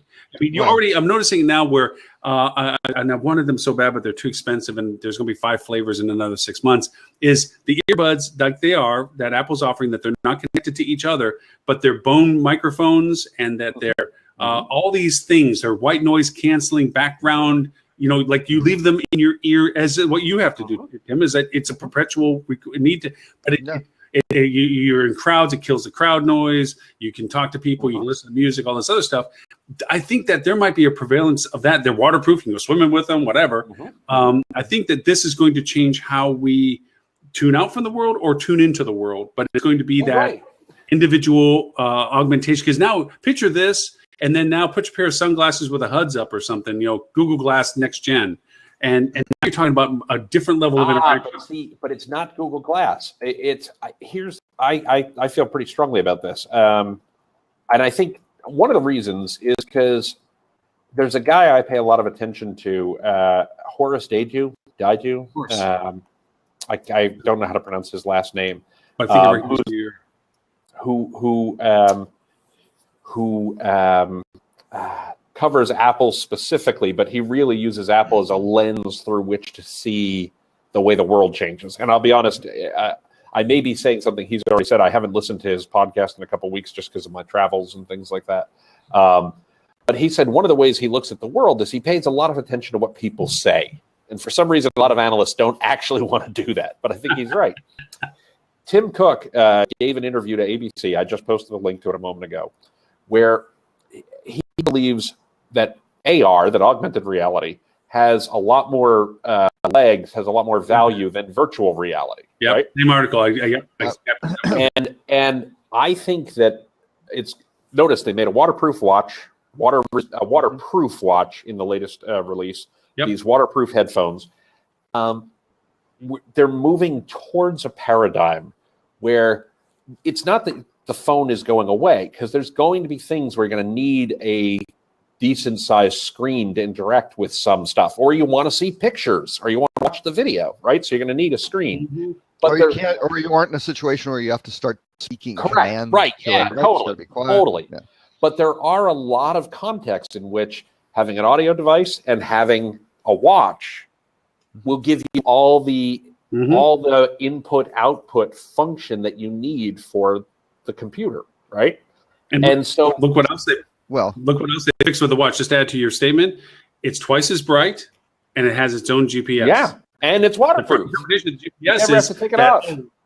Yeah, I mean, it's supposed to be for the workout stuff, but it's also it can process quickly and augment itself without necessarily the phone's interaction requirement. Yeah, well, and ultimately, though, with the miniaturization, things like that, I mean, it's just going to be the watch, right? That'll be the main. Everything will be there, and then then it becomes what are your IO devices, right? Yeah, basically, and what's the just to put this in context, the processor I can't remember if it's the 6 or the 7. It doesn't matter. One of the two most recent phones, either last year's phones or this year's phones, is the same capacity processor as the top of the line processor that Intel made in 2011.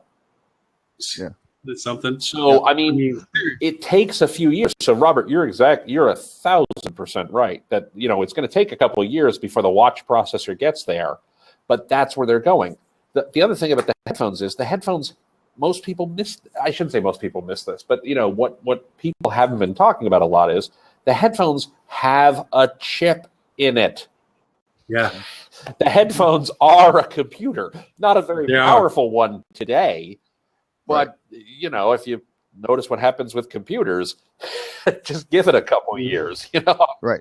Yeah. Yep. Yeah. I thought this was epically important. I think this is a milestone moment.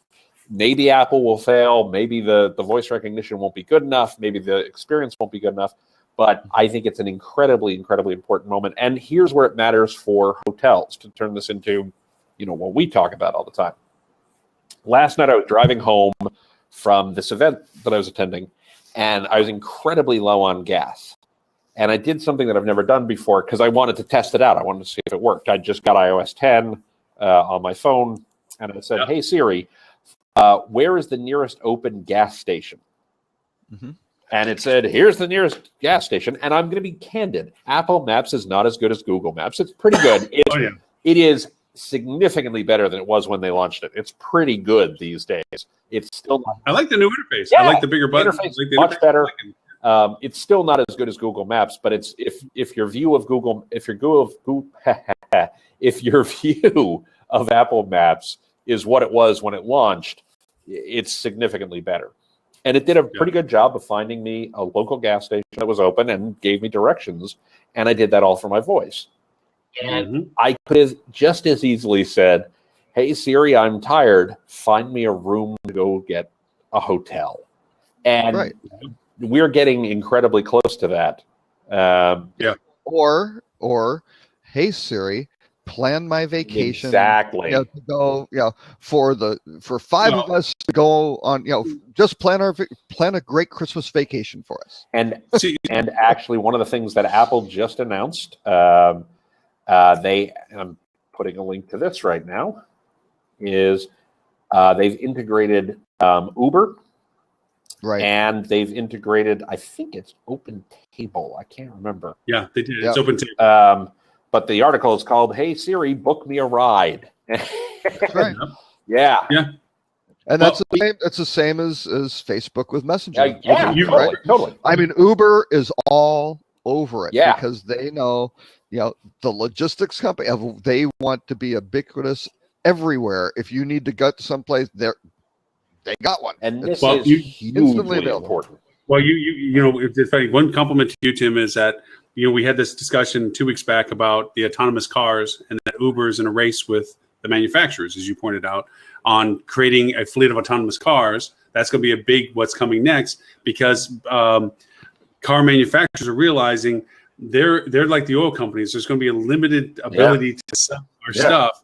We need to redo what our stuff is being used for. And you made the point of saying they're going to be the big fleet developers of self-driving cars, so you don't have to buy a car, you're buying time in a car. And you said this was going to go, and sure enough, the week after you had that massive article about Philadelphia's launch of Uber's self-driving cars, what was the main reason Uber said they were in a rush to do this? Because they're competing with the main automotive manufacturers about bringing fleets of autonomous vehicles to market as they see the future becoming. And I'm like, hey, Tim talked to Uber. and actually, just a week ago today, Ford bought Chariot, which is a San Francisco-based shuttle service. Now, in this specific case, these are not entirely self-driving yet, but that's something they're moving towards. And that, Now, I've also expand on the voice thing, because that was my thing with Rock that I did the presentation, was that I believe that there's going to be a greater integration. Notice one, going back to what you're pointing out to Tim, as to this update recently, and it seems innocuous and it may die on the vine, but I doubt it will. And that is that you were forced to download the new app Home. Oh, and, yeah. And so here, for those who are comfortable just with the interaction of their phone, Apple's saying, we're going to give you the interface that connects with a lot of stuff that you need to start putting in your home to help them with the purchases of buy this lock, because then you can tell the lock to lock. HomeKit. Buy this. Yeah. I use Iris out of Lowe's. I mean, I have everything connected to it, and it's wired. It notifies stuff. It even has little tilt indicators if you open a cupboard door if you wanted to. My garage door, you drive away. Did I close it? Hey, it'll tell you if I did, and I can close it if I forgot to, or auto close if I asked it to. I've been in an autonomous home for a while. I haven't used Alexis yet, but I will be, because it's now connected to my Iris system. Well, Apple's in that space. Oh, yeah. And so they made you download this app, and so now you're going to buy Nest stuff. And if there's a lot of Nest users, they're going to be tickled pink. Well, that's Google. Yeah, Google is Nest. Google is Nest. Yeah. Right. So now your HomeKit is the whole iOS thing. Next to it, now you get to talk to your phone. Hey Siri, turn the temperature down to 76. I mean, I'm going to do that with my Alexa when I get it, because I think it's pretty cool. Or lock the door, so turn the security alarm on, or whatever you're asking it to do that you're connected to. And you add that to the Apple TV thing that I've been ranting about for all this time, where you're talking to it like plan my vacation. Well, in Apple TV, on your screen in the comfort of your home, you're engaging with it and you're talking to it in Siri language. And now all the things you do get immediately transferred to your phone when you walk out the door. Your air tickets, your Uber rides, your tickets to the shows, your whatever is needed for your excursion, directions, itineraries, are all transferred where you don't have to do it. Download it, put it in a file. It takes care of all that. That's where all this talking is going to. It's going to tell you, not just directions, but your reservation at OpenTable at the restaurant. Absolutely. You need to leave now, just like it tells you to go there. Absolutely. Tours and activities and destinations, outrageously fragmented. This is going to be pulling a lot of that together. I just posted a couple of links. One, as much the hotel at a loft. As much as I know I post links to my blog and stuff like that. I actually hate quoting myself. I think it's douchey. But Hopefully says. but I tweeted this the other day. I was watching the Apple event, and I put up this tweet that I just put a link to that said, "This is the future: HomeKit versus Amazon's Alexa." Because Google Home. I'll tell you where Google Home. I'm bearish on Google Home, not because I don't think Google's not smart. I think Google's incredibly smart. I think they're creating the same mistake they made a couple of years ago. Remember when they did this famous culling of a lot of projects and things like that? And Sergey said, we're going to put more wood behind fewer arrows. Right. And they lately have been getting a lot of arrows again. Right. And then the guy who founded Nest left, and Nest has been kind of a mess.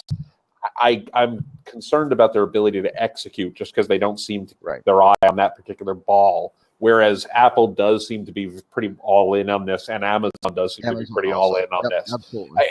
So in this one specific case, I'm a little bearish on Google only because their signals it's not really mission critical to them as it is to other guys. I could be wrong. I could easily be wrong.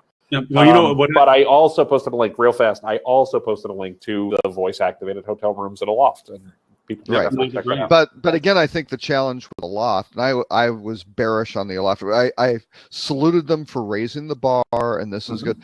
But they're putting iPads in all of these. Yeah, right. Yeah.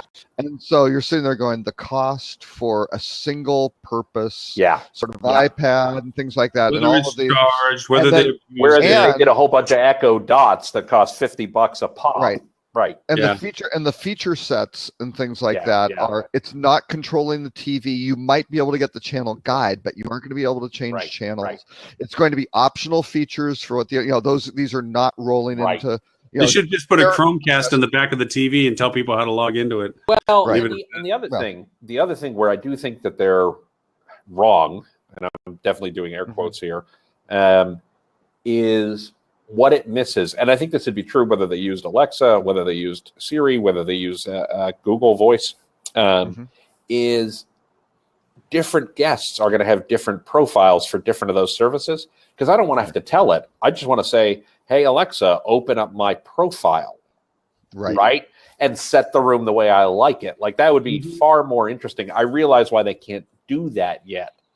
Yeah, but it's getting close. But it's getting close. Right? Let me tell you. As long as they identify something of you in the room, then you can, quote, not feel violated. It's even beyond that. Though. So I was grousing a couple weeks ago on the show about Time Warner Cable, right? I had the choice of Time Warner Cable or Time Warner. Bitching about your cable company, because that never happens for anybody in this country. Yeah. Let me tell you though, Time Warner Cable gave me a deal, the price thing, which I was looking at 100 megabits per second or something like that. Was kind of what I was looking for. I have like 325 MPS down. Holy crap. Which is ridiculous. They shouldn't be. It's like, I don't want it, but it's less expensive than doing the other. Now in a year, I don't know what happens. Then a hall breaks loose. But the thing is, they are big on PassPoint, right? So you have Time Warner Cable. They have all these PassPoint things that I've got set up.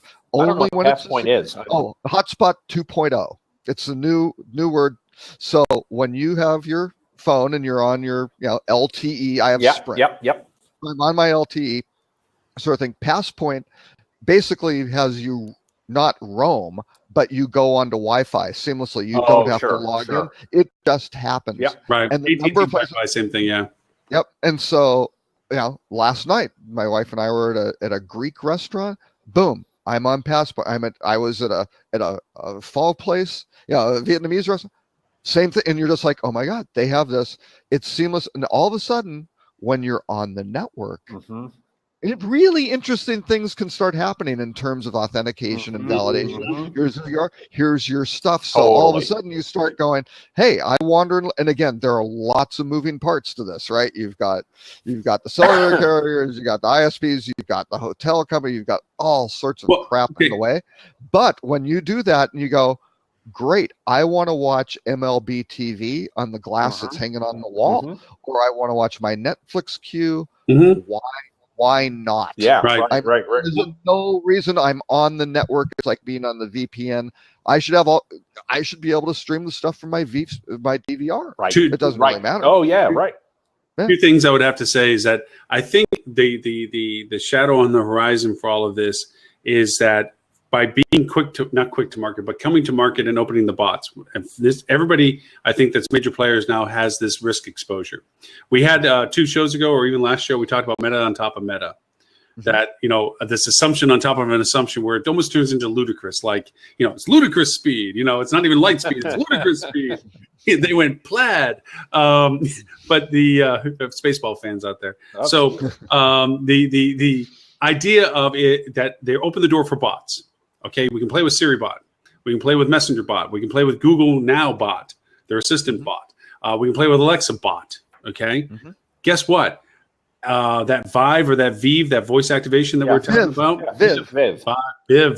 Okay, Viv. What happens if a smarter bot comes in that talks to all the bots? Meta on top of meta. And that's Viv's. That is Viv's. I don't care where I'm at on what I'm at. I just have to talk to what I have, and it takes care of the rest. Yeah, sure. Well, actually, now, go ahead. But Robert. the thing that stops that is, maybe Apple and their little walled garden approach, right? Because these are the guys who sold them Siri.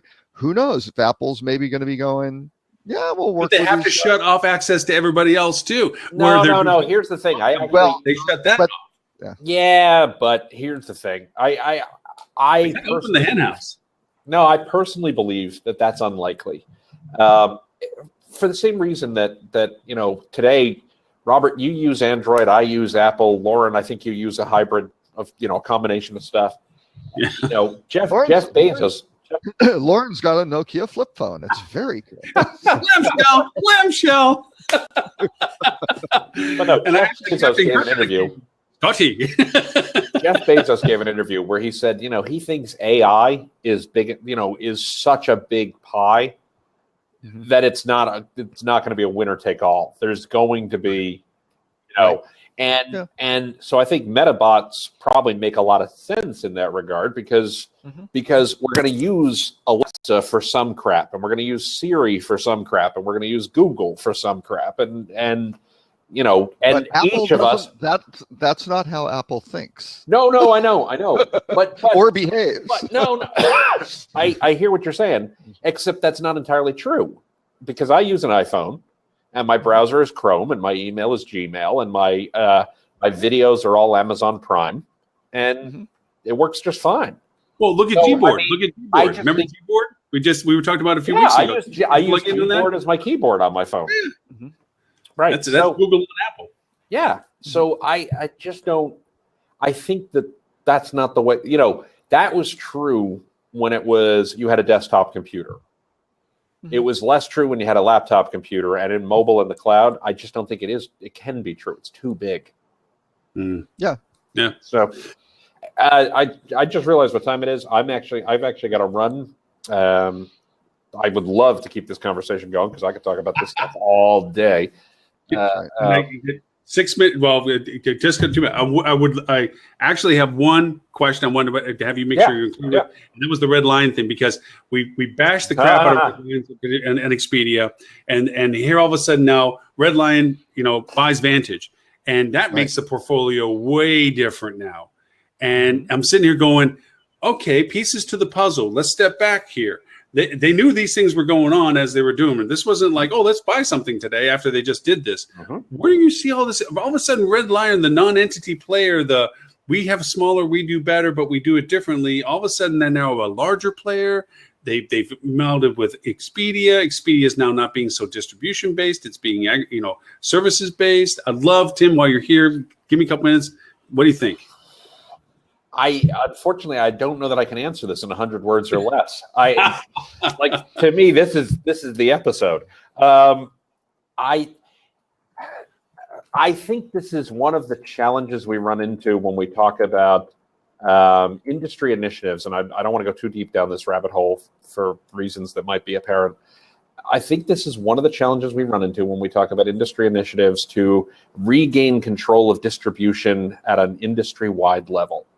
Because I think every hotel company needs to do what is correct for their shareholders and for their guests and for their business. And I think Red Lion here is making a play that might be short-sighted, but certainly they're doing what they believe is in their best interest right now, regardless of where the rest of the industry happens to be standing. And I think that that's always going to be true, regardless of who you are. I mean, let's be fair. Marriott's using Expedia for packaging, and they're using Booking.com for a number of websites. Yeah. So because they couldn't scale themselves in that market. I agree with you. Yeah. Right. So, and I think that that's always going to be true. I think companies are going to act in what they see as their best interest. And if the rest of the industry says, but that's bad from an industry perspective, they're going to go, I don't care. I have to report to the street at the end of the quarter what's going on with my numbers. Yep. And so the rest of the industry can, go fly a kite. So I have deeper thoughts about, the overall, but generally speaking, that's kind of my sort of meta view of what's going on there. Well, I think it signals, more consolidation. Yeah, is just going to keep going. The bigger, that's just going to be rolling. And I keep looking at things like, Omni or La Quinta and groups like that who are, fairly large, but kind of a single brand type thing. I don't know how they kind of hang in. They're going to be people offering these guys checks to plug them into their, into their networks that are going to wind up, when you look at the shareholder value, go, you know what? That's going to be, accretive to our valuation, right. And I guess we got to go do that. So I want to go over and I'll throw this back into the hopper for next week, because I really think there is a lot more meat to it. And that it'd be fun to really get into it, because I share some of your opinion of it, and also think there's a mad scientist perspective to this too, that it's just not self-fulfilling for them on the short term. I think there's actually, it reminds me more a little bit of the Microsoft re-imaging of themselves. I think somebody either woke up a Red Lion, or that Red Lion decided that they didn't like what they saw, and they're going to be a different Red Lion. Well, no, they used to be a mess. I mean, they were a really inconsistent product. They were all over the place, right? And I think that either somebody's taking the reins, or they're influencing the politics internally enough that they're making these type of changes. Maybe the people don't realize what they're being shoved into, or they're all on the same page and realizing that they're just being a little smarter than the market's aware of. Oh, who knows? Yeah, no. And I'm a Red Lion fan. I think they're doing very, very interesting things, because they aren't big enough to do the things that Marriott and Hilton can do on their own terms, right? And they aren't small enough of a niche where it's just like, well, we'll do this stuff, and it's little, they've got kind of this in-betweener phase. But yeah, I think it's fascinating. The other thing is their technology stack, right? Where they basically went to Hebs for their CMS, they've got Serenata for CRM, they've got Duetto for revenue management. They've kind of assembled. Now, I think it'll be fascinating to see, do they want to bring in those sorts of services and those layers and bring that into Vantage, or they just leave it alone? Right. Which is going to be very interesting, because the whole cost dynamics and everything of those Vantage properties is America's Best Value, and that's a real interesting, not a lot of revenue coming in on a per room basis, sort of thing. They're making it on. They're volume. making it on volume. For sure. For sure. So it'll be very interesting to see how they do that. But I've got to think, if they're smart, and I think they're smart, they're starting to put this stuff together. Now, again, I don't know. I think the thing with Expedia, and again with me, I wound up interviewing a lot of different hotel companies on this topic. The number of groups that are looking at Marriott and Hilton and these guys are fighting the OTAs. We are going to fill the gap and go and run with them, move up in the ratings and rankings, and pull, shift a lot of share. A lot of hotel companies from all stratas, not the big guys, but kind of the more of the second tier in terms of size. They are all over that because Robert, this is a conversation I so want to have. I wish I had more time today. I had a conversation with two different groups over the last couple of weeks, and for obvious reasons, I'm not going to get into who, but who said exactly what you just said. They see this as pure opportunity. Yep. Absolutely. There's a couple of things too. And they've seen results too. Yeah. They have seen material change where you've got the hotel companies who are still out there saying, well, it's too early to tell. The OTAs are going, we see no impact at all because the OTAs are shifting this to higher margin share. Right. Higher margin. Yeah. But they're going from whatever the negotiated deal is from the big guys who's a couple points less than these. They're making more money. Well, that's what I mean. They're shifting share from the people that they're not making money on to the people they are. They're making money. So please do me this favor. Remind me tomorrow when it goes, not tomorrow, but next week for topic conversations that we don't lose this one, that we bring it into next week. The second of it is right now, tentatively, and I'll get confirmation from this, Darlene Rondeau from VFM has offered to be a co-host with us next week. And after that, I'm trying to get Mr. Alex Kahn from TripTease. Can't see it there really well. Because I just did. Alex, let's get Charlie in. Oh, well, I saw Alex and he was willing to do it, but the idea of it is they're doing something unique along with IP identification for offering rates, also to geo-targeted rate offers within their booking engine, which I think is incredibly interesting when you start thinking about dynamic feed content. But again, I'm asking him. He said that he would want to. I just hadn't defined a date. I was hoping maybe after this next week, the week after, we might drag him in, or any of the suggestions you gentlemen may have. But looks like we're going to have Darlene next week, which will be an interesting contrast to a conversation with Henry because they work in the same space. Yeah. We should have put them together. We should not have put them together. Put them together and gotten an octagon. Exactly. That's your one-man leave. It would not have been we just should probably make that the rated R session, and I adult rate on this. Before you go, Tim, if people want to talk to you or talk more about things with you, where do they need to find you? TimPeter.com is where you can find everything you need to find. I am on Facebook. I am on LinkedIn. I am on Twitter, but you can get to all of that at TimPeter.com. And I must compliment you. You are one podcast. The joy of flying is the ability to catch up on podcasts. But besides from it, you are a persistent podcast that I do not miss each week because it is always excellent content and it is digestible. It's 20 minutes. It's, I do the same thing with our podcast that recaps this show. It's 20 minutes is a good time, 25 minutes maybe of actually almost always 15. Yeah, you keep it shorter than I do. I keep it no longer than about 15 minutes because just get in and get out. Yep. No, you do. You keep it shorter than mine. So, but no, excellent content for those who don't know it. Please look it up on iTunes and Stitcher and Google Play. It's everywhere. I highly recommend it. It is a podcast I do not miss each week. Well, thanks very much. Thank you for joining us on that. Robert, you want to hang around a couple minutes? We'll wrap up and call it a day if you've got time. Is that all right with you?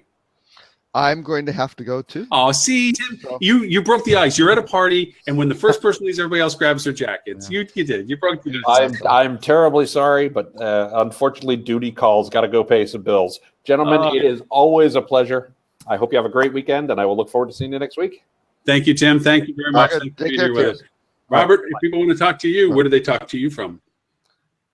Well, I don't know why people would talk to me. Tim just said anything you need to know about anything, you go to timpeter.com. So you and I don't have our own page with Tim Peter yet. He gave the full That's true. Since we can't be found, since we're the only two things you can't find on timpeter.com, then maybe you can try rockcheetah.com or Robert K. Cole on social media. Excellent. And if anybody wants to talk to me, should you want to, after all the talking that I do, you can obviously find me at hospitalitydigitalmarketing.com. If your fingers don't cramp from typing the URL. Something that you've always pointed out to me is like, they know what you are, but it's a little long. Obviously, the replays on these shows are at hospitalitydigitalmarketing.com/live. And we do have a 24-hour, 7-day-a-week repeat show that all of the shows go on. And that also is at hospitalitydigitalmarketing.com/24live.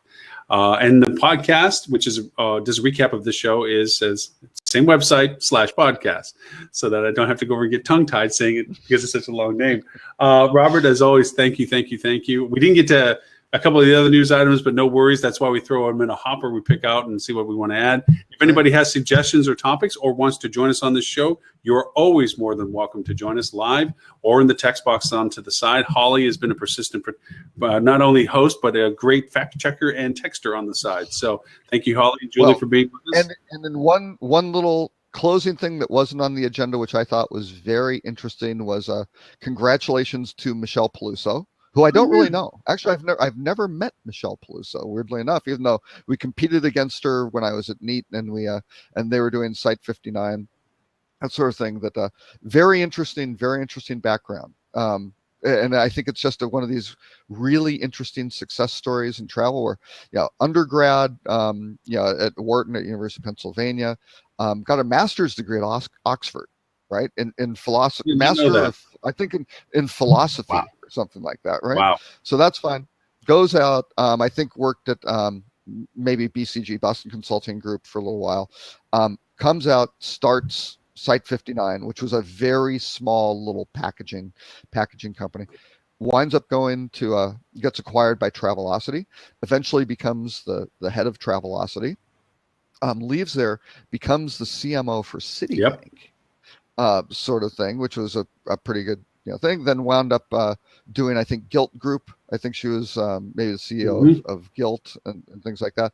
Now the first CMO ever of IBM. Yep. Amazing. Which is a pretty interesting. Amazing. No small fee. No small fee for that. And also to our friends at Hipmunk, because they just cashed an $8 billion check, $8.2 billion. How much was it for Hipmunk? $8.2 billion. What was it? Wait, what? No, 8.2? 8.2. 8? No. Yeah. Hipmunk was 8.2? Yeah. In the news article, it referred to $8.2 billion. And there was only a $55 million total venture cap in there. Oh my God. I know, right? That can't be right. Please check it for me. Holly, you still there? Check me and see if I'm right. In the news. Yeah, Holly, check this. Check this out. $8.2 billion. Where was 8.2 billion? I did not see that number. Holy crap. Yeah. So, ka-ching, Hipmunk, the squirrel wins. Wait, where?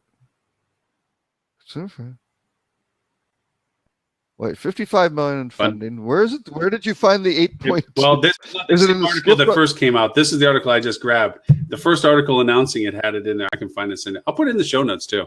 But it was announced at the Direct conference. Oh, okay. Wait a second. A second raised 5.75 million, was be down round valuation.